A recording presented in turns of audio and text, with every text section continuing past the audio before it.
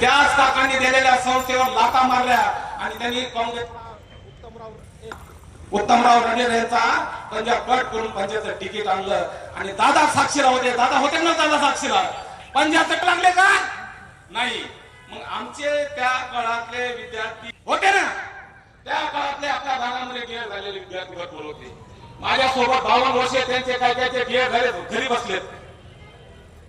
आज प्रत्येक निवडणूक आली की मला एक सांगायचं, याच्यामुळे सांगायचं की हा माणूस संस्थेला पुढे करतो, हा माणूस बँकेला पुढे करतो, आम्ही हे करतो, मला ते करतो.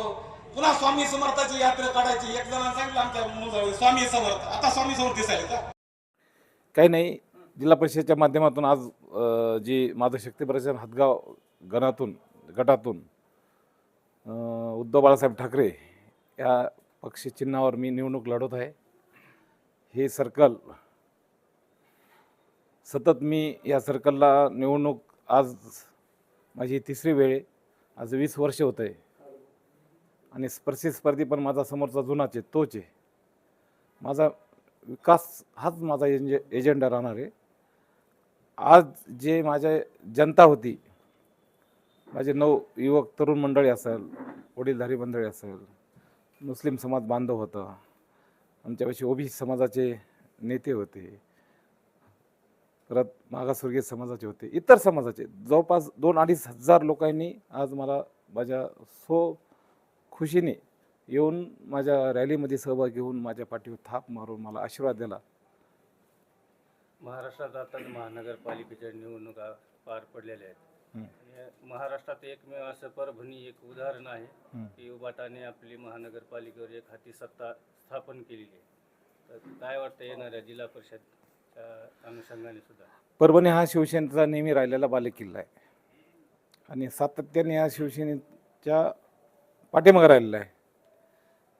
शिवसेनेवर नेहमी प्रेम केलं आहे आणि काल तुम्ही महानगरपालिकेच्या निवडणूक काँग्रेस आणि शिवसेना महाविकास आघाडीच्या माध्यमातून लोकांनी जे भरभरून मतं देऊन जवळपास 37 नगरसेवक महानगरपालिकेमध्ये दिलेत आणि त्याचा इन्फेक्ट म्हणून ग्रामीण भागात की बाबा हे बालेकिल्ला आहे, बाळासाहेबाचा आहे, बाळासाहेबाच्या नंतर उद्धवसाहेबाचा आहे आणि त्या बालेकिल्ल्यामध्ये आम्ही काम करतो.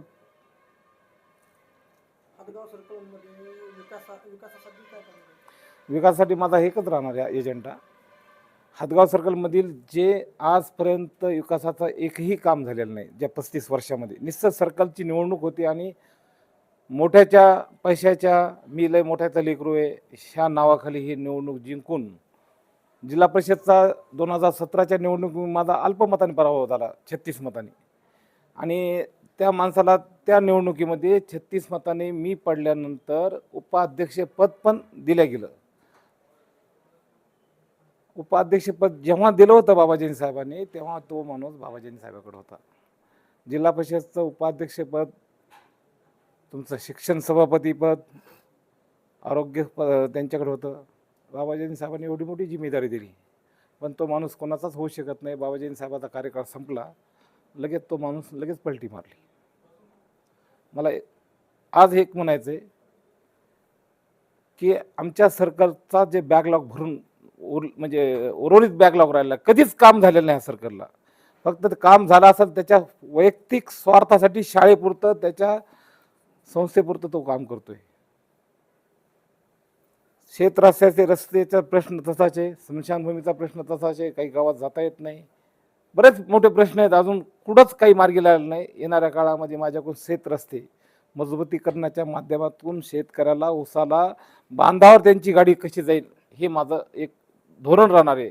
लाईटच्या बाबतीत लोकांना डीपीच्या व्यवस्था कशी करता येईल, स्मशानभूमीच्या माध्यमातून लोकांना गावात आज स्मशानभूमी नाहीत, हे सगळ्या जनसुविधेचे काम आहेत. हे माझ्या येणारा एजेंडा राहणार आहे आणि नवीन युवक आहे त्यांना सोबत घेऊन पुढील दिशा काहीतरी रोजगार उपलब्ध झाला पाहिजे माझ्या सर्कलमध्ये, हे माझं एक ध्येय आहे. बघूयात. एकंदरीत आज आपण पाहायला गेलं तर आज 22 तारीख झाली आहे आणि 21 प्रचारासाठी एक जास्त असा काही वेळ राहणार नाही. अवघे काही 8-10 दिवसात प्रचार राहणार. माझ्या सर्कलच्या माध्यमातून तुम्हाला एक माहिती देतो की आमचा प्रचार माझा कंटिन्यू जिल्हा परिषदला 17ला पडल्यानंतर मी घराच्या बाहेर पडलेला माणूस आहे.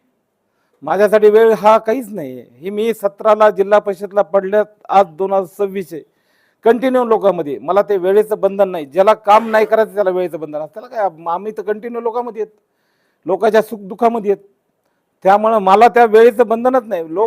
वेळ कमी असला तरी मी जनतेमध्ये कंटिन्युएशनमध्ये कामामध्ये आहे. त्यामुळं जिल्हा परिषदला वेळ कमी भेटला हा माझ्यासाठी छोटी गोष्ट आहे, कारण की मी सतत जनतेमध्ये आणि जनतेच्या प्रश्नावर जे जे काय छोटे मोठे प्रश्न असतील, पोलीस स्टेशन असेल, दवाखाना असेल, DP असेल, जळाले असेल, कुठं भेटायचं असेल, सुखदुःखात मी नेहमी सोबत असतो. पण त्यामुळे माझी आज तुम्ही बघितलं असेल 2,500 रॅली एका सर्कलची आहे, ही 5 सर्कलची नाही आहे. माझी एका सर्कलची रॅली काढलेली मी, आणि एका सर्कलचे लोक जर एवढं 2,500च्या पेक्षा जास्त तरुण वर्ग, वडीलधारी मंडळी, सगळेच मुस्लिम समाज असेल, OBC समाज असेल, मागासवर्गीय समाज सगळे येत असाल, तर याच्यावरून तुम्हाला लक्षात आलं असेल की ही निवडणूक टप्प्यामध्ये आलेली आहे. येणाऱ्या काम बराबर टप्प्यामध्ये आम्ही काम करू. खासदार साहेबांच्या नेतृत्वाखाली हदगाव सर्कलमध्ये झेंडा फडकणार. 100% आम्ही उद्धव बाळासाहेब ठाकरेचा, खासदार साहेब यांच्या नेतृत्वाखाली मला पाठिंबा दिला. माननीय माजी आमदार बाबाजींनी दुराणी साहेबांनी मनाचा मोठेपणा दाखवून त्या माणसाने मला ह्या मतदारसंघात कुठलेही आशा न बाळगता माझं सिम्बॉल घ्या, पंचायत समितीला घ्या, कुठं न करता माझ्या पाठीवर थाप मारली. आणि तुम्ही तुमच्या सिम्बॉलवर लढा, मी तुमच्या पाठीशी आहे. जिल्ह्यामध्ये कुठं युती झाली का नाही मला माहीत नाही, पण माझ्या सर्कलपुरता मला त्यांनी माझ्या पाठीवर थाप आहे. माननीय खासदार साहेब माझ्या पाठीशी आहेत, माझे राहुल पाटील असतील ते माझ्या पाठीशी आहेत, माझा सर्व नेते माझ्या पाठीशी आहेत. मतदाराला एकच आवाहन करणार आहे, येणाऱ्या 5 तारखेला निवडणूक आहे. ही निवडणूक परत 5 वर्षांनी होती. मागच्या 10 वर्षाचा तुम्हाला 2017 पासून मतदाराला अनुभव आहे. जी व्यक्ती निवडून आल्यानंतर कधी कोणाच्या सुखदुःखात नाही, कामात नाही, विकास निधीचं एक टोपलं कोणत्या गावात नाही, आणि कधी टाकलं देखील नाही त्या माणसाने. फक्त पैशाचा माज आणि लोकांना तात्पुरतं भ्रमिष्ट करणं हाच त्याचा एजंट आहे. लोक त्या एजंटाला बळी न पडणार आहेत, कारण कोणाचं मरून टाकला आत्ता त्याच्यावर मतं होत नसतील, कारण की 35 वर्षामध्ये काहीच काम केलं नाही, तर हे मागची बाकी लोकांनी वसूल करून घेतली. नव्याने काय दिलं आहे? नव्याने काहीच दिलेलं नाही. नव्याने फक्त आश्वासन एवढंच आहे. बाकी मी मतदाराला एकच विनंती करणार आहे, एक वेळेस संधी द्या. तुमच्या सर्व समस्या असतील, माझ्या कोणत्या जे नेहमी मी रस्त्यावर नेहमी लोकांच्या कामासाठी असतो, त्यासाठी तुम्ही मला एक संधी देताल, हीच मतदानाकडून अपेक्षा होतं.